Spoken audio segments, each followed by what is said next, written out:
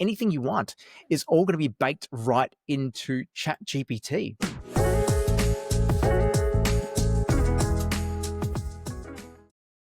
This week in e-commerce, episode 108. I am Mal Cheer, and with me is Alex Ross. Alex, welcome back from the long weekend. Yes, welcome back. How was your long weekend? It was good. I don't really remember too much of what I did, not because I was too busy partying, but because I think it was just kind of just relaxing and relatively mundane. I didn't really get up to too much. Actually, no, I lied. We watched the NRL final on Saturday. My very sports-obsessed 6-year-old insisted that we stay up and watch it. So we watched the first half, and then I watched the rest of the game. But yeah, that was about it. And we went to the library, which had just been redone. It was all very casual, I think. How was yours? Yeah, no, that sounds lovely. Mine wasn't as casual. I had a wine tour lunch on Sunday. So thankful for the extra day of recovery yesterday. Yeah, especially with the daylight saving as well. With some states, most of the country except for Queensland, have lost an hour. Yes. Well, now we're in the middle. So it's Queensland, us, and then Sydney. Never a dull moment when trying to book meetings with everybody to stay. Yes, I've had to change quite a few. Also overseas as well, where my meetings have changed and they're like, can we move it back to another time? It's like, oh yeah, probably. Auckland last week, that gave me a shock. I realized there's, 3.5 difference between us now. Wow. Okay. All right. Well, it has been a very, very busy week. I'm very excited for this episode because we've got some great topics to cover off, including OpenAI and some recent announcements they've made with their partnership with Shopify. But before we get into that, we're going to dive into our quick topics. And the first one off the rank is Amazon have just recently introduced in the US a one-tap function for Prime customers to add products to any upcoming deliveries. Yeah, that's really exciting. I think it speaks to their network, right? And just being able to offer something like this for people that are already on Prime. So there's no additional fee to access this feature for clients. Yeah, right. That's awesome. Yeah, so if you've got an order which is coming already, you can just, and if it hasn't shipped, I'm assuming, you can just click a button, add something else to that, and then they'll ship that with it. And it kind of goes to the whole thing about Amazon, where if you look at a regular department store, you have that ability when you go in there, you're shopping for a lot of different things. Whereas online, you're kind of stuck with whatever that store offers. And given Amazon has such a broad range, they have an advantage of being able to have added AOV, but this also kind of probably taps into the fact that rather than shipping lots of small parcels, and occasionally we'll get 3 or 4 Amazon things arrive at the same time, now we can actually just add it all to the same delivery. So it saves on the shipping costs. They make better margin on that. So it's great for customers, and it just continues to train you to use Amazon for everything. Yeah. It reminds me a lot of Uber Eats. When you finish your first order, it's on its way, and they say you've got 15 minutes to add another order from restaurants around. So, yeah, it's a good AOV play for sure. Yeah, have you used that before? Because I often make my order on Uber Eats, and then I get here's a dessert bar, or here's boba, and it's like, do I want to get that too? Mostly, I definitely have. Things when it's like free shipping, on Uber One, all of the charges are gone. And you can get, let's say, milk for $4 at the shops. You'd end up getting for $5 at Uber Eats if you add it on, and you're like, okay, well, may as well let the cost does justify it in that instance. Yeah, the 50 cents is probably offset by the time it takes to actually go out there to the store. Exactly, yeah. All right, and our second one, Age and Beck & Bridge in the last week have been forced to pull some ads. So the Advertising Standards Board has ruled that their ads have promoted unhealthy body images. And this continues to be a bit of a trend we're seeing with models who are deemed extremely skinny having to be removed from advertising. Yeah, I read into this one a little bit further. Obviously, like beloved brands, Agent Beck and Breeze, they do great things. They're great Australian brand, and it's a little similar to the Zara story we spoke about a couple of weeks ago now, maybe a month back, where wasn't the models per se, as it was the creative direction in terms of the photography and the lighting and how that's all come together, which seems to be similar instance what's happened here for Agent Beck and Bridge around just how that model's come through in the creative. Why do you think there has been so much more scrutiny of advertising and the body images which are being represented? It's a good question. I think I'm not sure in this case, but often it is deserved scrutiny, particularly when it comes to female bodies and how we're talking about those, and representing what that aspiration is for children and people that are growing up in the digital era that is today. So I think we're probably just more conscious of it and needing to stamp that out. Yeah, that's interesting. I wonder also whether this has actually had any harm on those brands. And I'd be curious to see, whether in the case of Zara, Breckenridge, or Age, whether the backlash means that consumers have a different perception of them, or whether it's from a sales point of view, ends up being a bit of a nothing burger because it doesn't actually change people's perceptions of the brand. Yeah, look, I hope not in this case, but if there's repeat offenders in that, for sure. But yeah, it's definitely something. There's so many opportunities to break trust and to grow trust for brand. So here's just really, if we're getting a spotlight on this type of problem at the moment, making sure that you're not going to be associated with this story at all. And I have no doubt that in the coming weeks and months, we'll be talking more about AI generated creative, particularly with some of the backlash which OpenAI and Sora 2 are starting to get. Now, Sora hasn't actually been available, isn't released currently on the App Store in Australia, but in the US it is. And you can see some of the examples people are recreating and people kind of being up in arms about everything they're seeing on those AI generated ads. Yeah, right. I saw one. It was an AI generated model of, gosh, the guy in New York that's been locked up for shooting the CEO of that insurance. Luigi Mangione? Yes. So there was an AI generated model that looked a lot like Luigi, and they said that the image the shirt that his AI model was wearing sold out instantly. So I think that's interesting. Yeah, it's definitely something to watch out for. And in my view, kind of to be a little bit concerned about that, about what's going to happen there. All right, and our last quick story for the day is that Nike have recently announced in their Q1 5 results that revenue has actually increased.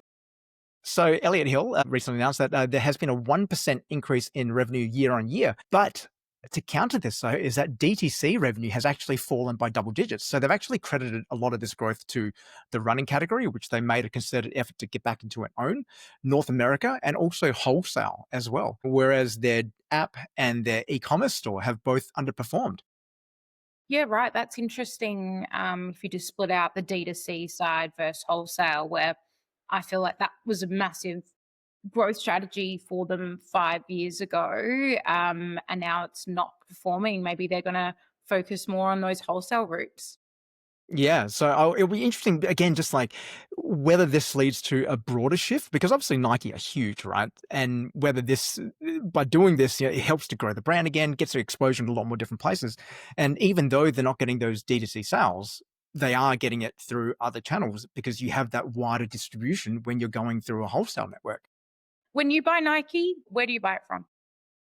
Depending on what I'm looking for, if it's exclusive to Nike, obviously I'll just go straight to their store. But otherwise, Foot Locker, not JD's, I will buy from. Yeah, so it's wherever has the style which I'm looking for at the right price. And generally, what you find with some of these different stores as well, Foot Locker and JD both have their exclusives as well.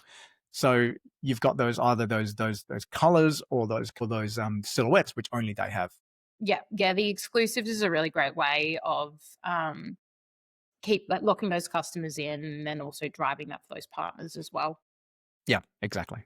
All right, moving into our deep dive stories, and we've got 3 great ones. The first one, which we're going to cover off, is Gucci have released their new campaign, which isn't really an advertising campaign at all. It's a short film called The Tiger, directed by Spike Jonze, and it stars Demi Moore.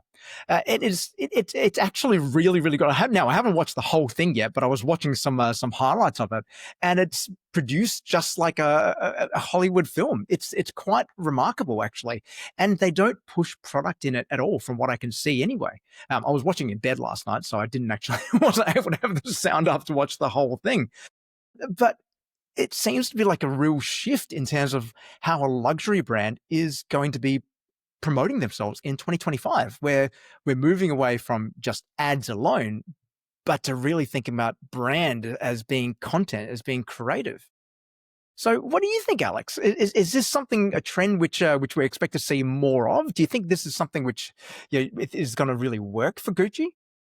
Well, I think like when it makes sense, it really makes sense. So using Demi Moore, and having these really like cultural moments in a world where we're just trying to grab everyone's attention at the end of the Mm. day. It's good to mix it up and have these great names associated with it. So I think like it'll work in this instance. If we start to see copy and paste, then of course it won't. Yeah. Look, and I think that's you hit the nail on the head. It's all about attention. Mm. And if you can get someone's attention for 20 minutes engaging with your brand, that's going to be more sticky than seeing a 5-second UGC ad, which you sort of just scroll past and only vaguely sort of, pick up. Yeah, exactly. And it's funny, people scroll through TikTok and scroll through short, uh, what do we call it? Short form content. And that's what, for the most part, that we do want. And that's why it's so popular. But yeah, then to just flip this and be like, okay, we're going to, take your eyeballs for longer. Do you want to invest in this with the brand or a brand like Gucci as well? It makes a lot of sense. I think with this type of content as well, you still need to have those cut downs as well. So it can't just live only as a 20-minute video. You got to think about what are some other ways to be sharing that content as well. I was talking with my team the other day about horror movies, and someone said that they had watched a horror movie entirely on TikTok, just with 1 minute clips of it. They watched like a whole series of 90-minute clips because they couldn't actually sit through the whole thing because they'd be too scared. So it was interesting that people are now also consuming movies in that way as well. I'm a big movie buff, so I would prefer to Yeah, watch the whole movie. But from what I understand from Gen Zs in particular, like they're happy to consume movies in these short 1-2 minute bursts rather than seeing the whole story. So I think you need to have that mix of content, but still having that hero pillar content as being that long form. But then you have all the different cut downs for different media. exactly. And it'll be cool to see how Gucci take this and now run with it as well, how they're going to spin this around. And more importantly, let's see how they go on the sales after this as well. Yeah, and look, Gucci are Gucci, right? They're one of the most recognizable brands in the world. They're a heritage luxury brand which have been around for over 100 years, I believe. Is this strategy something which smaller brands or mid-market brands can also tap into? And if so, how? I see brands like Offends, for example, who have a true story when it comes to the material of their product, the backstory. They know their brands. They've got really cool content. Something like that, when there's purpose behind it, I think we can do long form, and other brands absolutely can too. But it can't just be for the sake of it. There does need to be value, and it's an awesome achievement to attract those eyeballs for so long. So how are you going to use it as well? Like, what do you want to tell your shoppers and your consumers? Yeah. And look, I think it takes time and effort to do this, but I think being able to tell that story is so important, as we've talked about a lot on this show, that creative storytelling, getting that brand message across is so critical rather than just coming up with the exact same carbon copy ad. And I spoke to a software vendor today who had an AI tool which you could just prompt it with all the details about your brand. You pick the template you want for the type of ads, and then it'll just create it in that style. And it was like, it's cool that you can do this really, really quickly, but it still looks the same as that style of ad. And if everyone is using that exact same style of ad, it just washes over you. You just stop paying attention to it because you become blind to it. Yeah, yeah, exactly. Yeah, so really excited to see where this goes. I love content. I love, like we've talked about previously with the Old Spice ad. That was a Yeah. fantastic ad, which you could just watch over and over again. So I'm curious to see whether more brands start to pick this up. All right, moving to our next story, we have Aloe Yoga. So Aloe Yoga have had a hell of a last couple of weeks. First of all, they have now been sued by a former trainer of theirs, Bryony Smythe, who is alleging that they have discriminated against her because of her age and for wrongful termination. I did see this and I thought, especially off the back of our conversation of Lululemon and being like, watch out, Aloe Yoga. And then the last 2 weeks, it's been two pretty interesting stories. I think it's the reality of being a massive brand, and people, if they haven't heard any dirt on you, there hasn't been any tea, this coming out, it's going to be sensationalized originally. Yeah, and I think with something like this, now we have to stress that this is alleged. Like this is currently going to court, and who knows what will happen from this. There may be a settlement, it may be thrown out. We're not sure yet. But it does raise the question around like, if protecting a brand aesthetic means that you start having to cull people, and whether it's actually something which can be seen as discrimination. Like if you look at a brand like, let's say, Princess Polly, who are obviously targeting a much younger consumer, if they have an influencer or someone who they partner with who ages out of it, can you stop using them because of that? And it does strike a, if someone's an employee, then that's something which is different, where you can't discriminate against an employee based on any of those protected factors. But for a contractor, and I'm not sure if Bryony is a contractor, I think you should have that flexibility too, because ultimately, it's like casting an actor, in anything, in this sort of case, if it is a contractor. Yeah. And particularly in this case where she's her own brand in of itself. So that makes it a lot more messy too. Yeah, so I'll be curious if this one is successful, whether this may lead to more claims from influencers, or partners or ambassadors who are claiming discrimination if their contracts are not renewed. But the other controversy with Aloe as well is that earlier this month, they released a $3,600 USD leather bag. And this has caused a hell of an uproar. Katie Holmes was spruiking it, but people are saying that Aloe have kind of jumped the shark and I lost the plot with releasing something at such an high end. Where do you think? Do you think this is something where they've potentially stretched the brand too far? How many of these bags have they made? Let's say they've made 5 or a small amount. 100% has been worth it. Everyone's talking about it. It's on voguebusiness.com. That in itself has been worth it, unless they're truly believing that they're going to be selling this many expensive handbags and that's a new position for them. But I think it's just an extension to the line, get some talk, and it's done its job. Yeah, I tend to agree. If I look at Maison de Sabre again, I just realized I use them so often. Every year they release their anniversary phone case. So when the new iPhone comes out, a couple of months after that, they'll release like the elite edition, which is like they only make 10 of them. And the one they did last year was the iPhone 16 case. It was a leather case, but it was gold trimming, and it had, I think, 10 diamonds in there. That's awesome. All different like colors based on the major colors which Maison de Sabre used, and they cost $10,000, and possibly even more than that, I believe. And they sold out within like a day. But it was nothing more than a bit of a publicity stunt and a bit of a flex for the person who bought that case as well. And I wonder whether it's kind of the same with this, where they are putting that line in the sand and saying, hey, we are a luxury brand, so we are going to do something really, really extreme. But at the same time, you look at everything else we have and it's more affordable luxury. The leggings are still going to be $100+, but it's still within reach as opposed to our $3,600 handbag. Yeah, exactly. And they Aloe grew off the back of kind of that LA culture, Hollywood as well. So they've definitely, I'd say, got a few customers that are ready to splurge on this bag. Yeah, and the bag, like I said, can also potentially be a bit of that cultural icon, that bit of a flex where anyone has it. It's just like, great, I have Aloe, but I'm one of the few with this bag. Yeah, you've got the Aloe tights. That's cute. I've got the bag. Yeah. So I'm curious to see whether Aloe are going to be coming out with more products like this, which are really going to be pushing the envelope a little bit, but also whether other brands also try to follow suit as well by creating something which is a little bit edgy, which does kind of stretch their brand a little bit without snapping that rubber band. All right, and our final story for the day is probably the big news from last week, that OpenAI and Shopify have announced their partnership.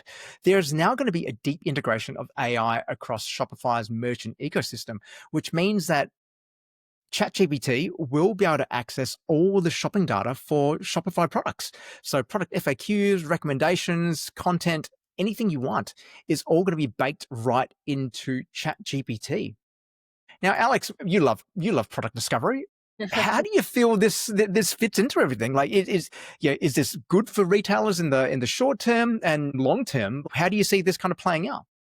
Yeah, I think it's exciting times. Google's always been the dominant player during my career in the last 5-10 years. So awesome to see some kind of like true change happening, and we can see it happening in front of our eyes. I think it's really, at the end of the day, how shoppers are learning about your brand, how they're finding your products, and whether that used to be on Google and then that turned to Instagram and TikTok content, and now we've got ChatGPT, just another path to that kind of purchase and becoming a loyal shopper. And I think short term, there are definitely benefits in terms of, it's going to be, if your data is structured correctly, you are highlighting the fact that it's not just a leather handbag or it's black leggings, but it's black leggings for a specific purpose. And someone has that very nuanced inquiry in ChatGPT, you're more likely to be found. So I think the really important thing now is to really think about the specific use cases and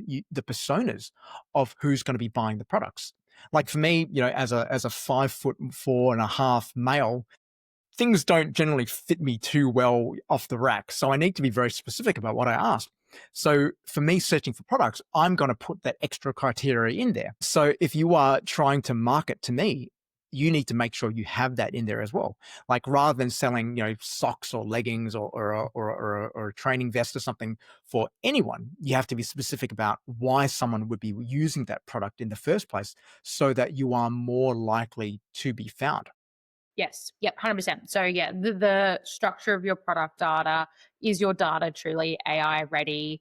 How can you be creative in those use cases? Was reading a couple of articles around this, and they're saying that we're moving from that kind of item level search to solution search. So to your Mm. point, being able to have solutions to the individual problem, whether that's fit, whether that's I'm going camping for the first time, what do I need to bring?